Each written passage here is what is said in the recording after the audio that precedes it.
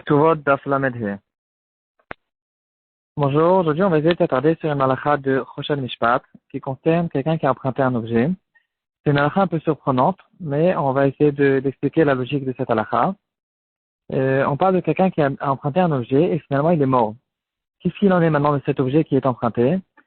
Est-ce que les héritiers ont le droit d'utiliser cet objet?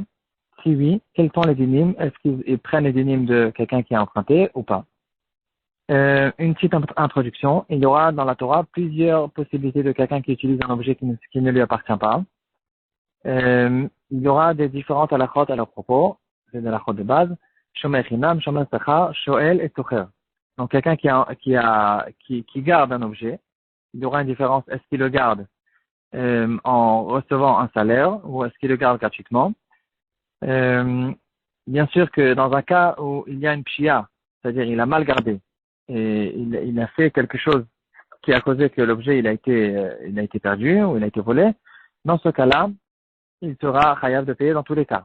Mais dans un cas où l'objet a été volé, ça s'appelle Gneva Vaveda, où il a été perdu sans une pshia, sans qu'il ait vraiment tort de cette chose-là, dans ce cas-là, c'est que dans un cas où il a reçu un salaire qu'il va être chayav de rembourser l'objet, mais dans un cas où il garde l'objet gratuitement, alors il peut lui dire, regarde, l'objet il a été volé, il est perdu, je l'ai perdu, il va jurer dans ce cas-là, mais il ne devra pas payer l'objet.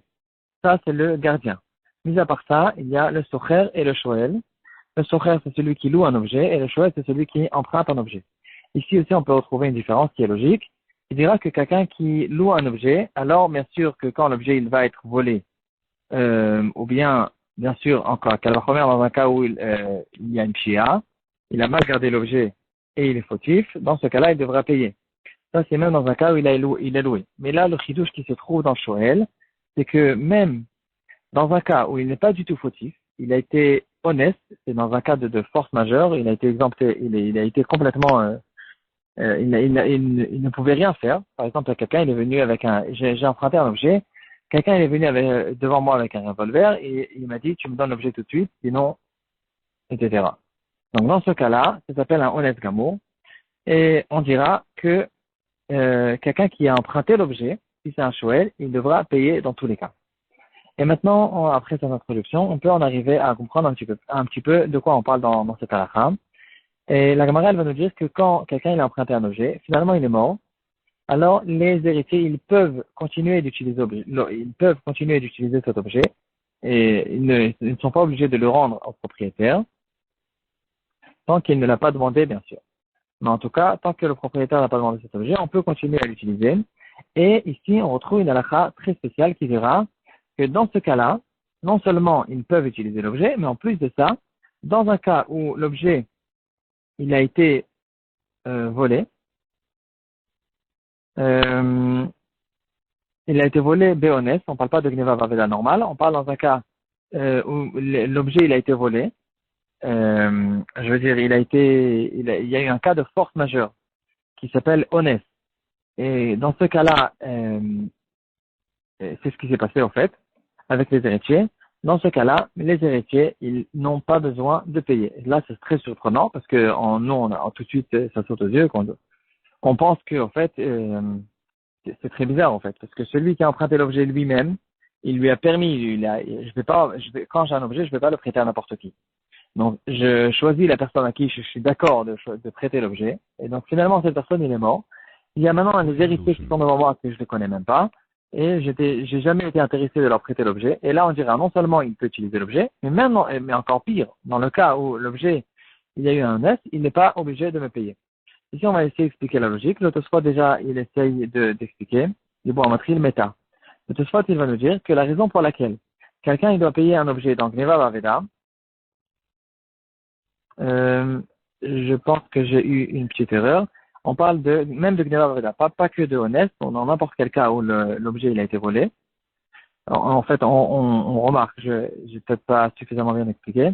Il y a 3 degrés. Donc, mis à part les 4 gardiens, les 4 personnes qui utilisent un objet de quelqu'un d'autre, il y a 3 degrés de ce qui s'est passé avec l'objet. Il y a ou une pshia, c'est quand il a vraiment mal gardé, il a laissé l'objet dans la rue, ou bien Gneva Vaveda, c'est un cas qui peut arriver dans un cas de vol, mais quand même, c'est pas une pshia. Et il y a un honnête. C'est quelque chose qui n'est pas censé arriver. Moi, je l'ai très bien gardé et quand même, il y a eu un cambriolage et l'objet, il a été volé. Donc ici, on reprend. On a dit que les héritiers n'ont pas besoin de payer, même dans un cas de Gneva Aveda, pas que dans un cas de honnête. Et la logique dira, Tosfot, que la raison pour laquelle moi je dois payer quand l'objet a été volé, quand j'ai emprunté un objet, et l'objet il a été volé, la raison pour laquelle je dois payer, c'est pas parce que je profite de cet objet, c'est pas à cause que je tire un profit de cet objet que je dois payer dans un cas où il a été volé, c'est parce que quand j'emprunte un objet, le moment où j'ai emprunté un objet, je prends sur moi de payer dans un cas où l'objet il sera volé.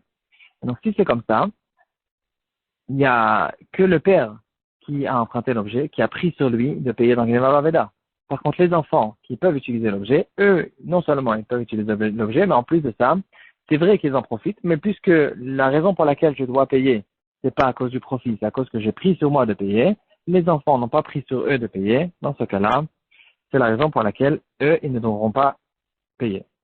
Comme ça, la halakha sera tranchée dans le Shulchan Aruch, partie Choshen Mishpat, Siman Shin Mem Aleph Seif Gimel, mais le Shulchan Aruch, il nous rajoute quand même un détail qui est logique, qui dira que dans un cas où celui qui a prêté l'objet, il va chez les enfants et leur dit, regardez, c'est vrai que vous avez le droit d'utiliser l'objet, et que dans un cas de Gneva Aveda, vous n'avez pas besoin de payer, mais si vous ne prenez pas sur vous maintenant de payer quand même dans un cas de vol, alors rendez-moi tout de suite l'objet. Dans ce cas-là, il aura le droit, bien sûr, de récupérer son objet.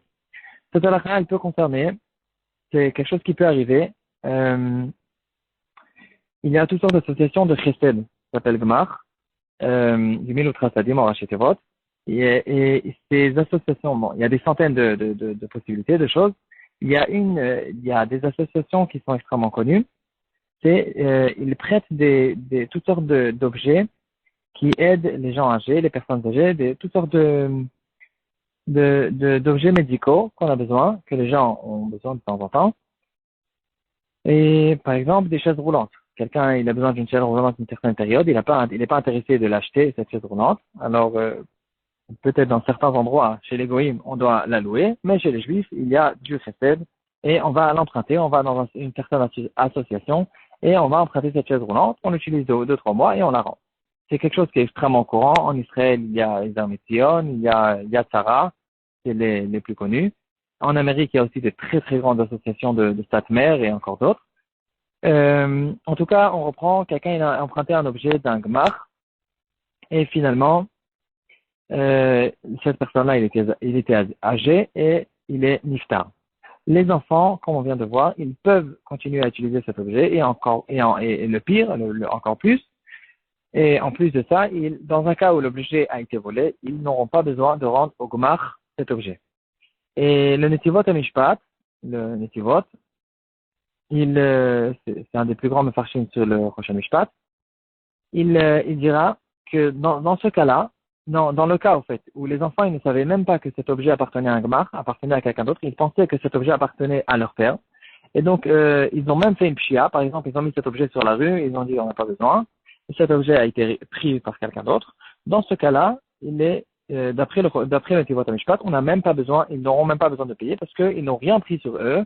Même, c'est-à-dire, le fait qu'ils ne savaient pas que cet objet appartenait à quelqu'un d'autre, c'était une normalité de le mettre maintenant dans la rue.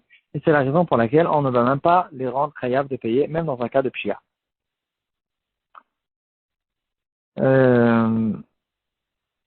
Il y aura encore une afkamina dans ce sujet. C'est à propos d'une location. Quelqu'un qui a loué une maison et qui est mort finalement. Et maintenant, la location de la maison, il reste par exemple 8 mois. Il a loué pour 12 mois. Il est mort au bout de quelques mois. Il reste maintenant quelques mois de location. Maintenant, celui à qui appartient la maison, c'est-à-dire les enfants qui ont hérité, entre guillemets, cette maison, ils n'ont pas vraiment hérité, mais ils peuvent continuer à utiliser la maison jusqu'à la fin du délai de la location. Par contre, le Balabaïd, comme on a dit déjà dans le rajout du Choshen Mishpat, il peut leur dire que ils ont besoin, il peut les faire sortir premièrement, et deuxièmement, dans un cas où ils ont déjà habité, il y aura même carrément une requête de poskim, est-ce qu'ils ont besoin de payer la location ou pas? Mais ça, c'est déjà un autre sujet.